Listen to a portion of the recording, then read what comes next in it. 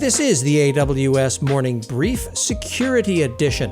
AWS is fond of saying security is job zero. That means it's nobody in particular's job, which means it falls to the rest of us. Just the news you need to know, none of the fluff.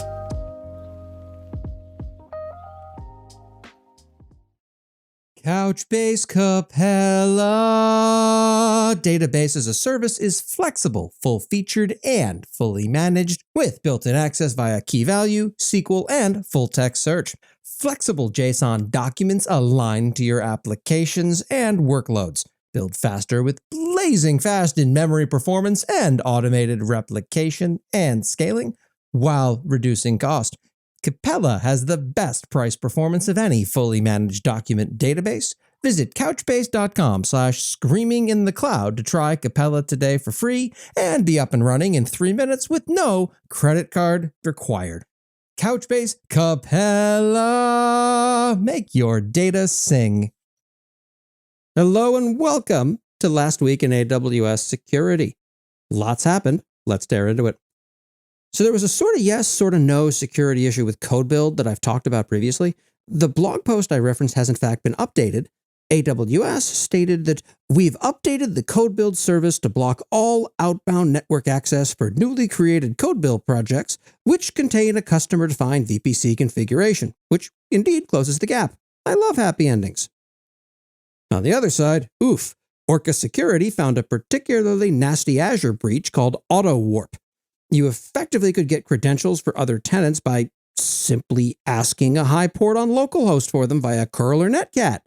This is bad enough. I'm dreading the AWS equivalent breach in another 4 months of them stonewalling a security researcher if the previous round of their nonsense silence about security patterns is any indicator. Google announces intent to acquire Mandiant. This is a big deal. Mandiant has been a notable center of excellent cybersecurity talent for a long time. Congratulations or condolences to any Mandoogles in the audience. Please let me know how the transition goes for you. Hive Systems updated its password table for 2022, which is just a graphic that shows how long passwords of varying length and complexity would take to break on modern systems. The takeaway here is to use long passwords and use a password manager.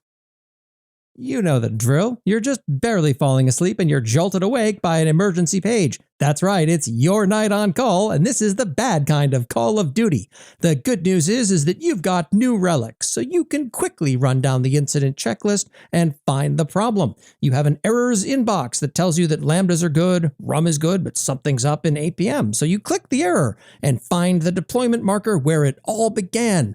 Dig deeper. There's another set of errors. What is it? Of course, it's Kubernetes starting after an update. You ask that team to roll back and bam, problem solved. That's the value of combining 16 different monitoring products into a single platform. You can pinpoint issues down to the line of code quickly. That's why the dev and ops teams at DoorDash, GitHub, Epic Games, and more than 14,000 other companies use New Relic. The next late night call is just waiting to happen, so get New Relic before it starts. And you can get access to the whole New Relic platform at 100 gigabytes of data free forever with no credit card. Visit newrelic.com/morningbrief. That's newrelic.com/morningbrief. And of course, another week, another terrifying security concern. This one is called Dirty Pipe. It's in the Linux kernel, and the name is evocative of something you'd expect to see demoed on stage at reInvent. Now, what AWS have to say? 2 things. The first is manage AWS resources in your Slack channels with AWS Chatbot. A helpful reminder that it's important to restrict access to your AWS production environment down to just the folks at your company who need access to it. Oh, and to whoever can access your Slack workspace who works over at Slack, apparently. We don't talk about that one very much now, do we? And the second was how to set up federated single sign-on to AWS using Google Workspace. This is super aligned with what I want to do, but something about the way that it's described makes it sound mind-numbingly complicated. This isn't a problem that's specific to this blog post or even to AWS. It's industry-wide when it comes to SSO. I'm starting to think that maybe I'm the problem here. And lastly, AWS has open-sourced a tool called Cloud Saga, designed to simulate security events in AWS. This might better be known as testing out your security software, and with sufficiently poor communication, giving your CISO a heart attack. And that's what happened last week in AWS Security. If you've enjoyed it, please tell your friends about this place. I'll talk to you next week. Thank you for listening to the AWS Morning Brief Security Edition.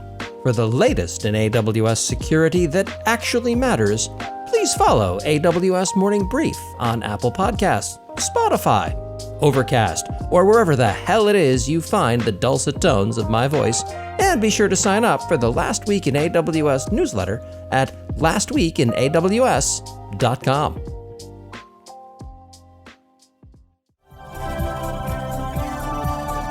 This has been a Humble Pod production.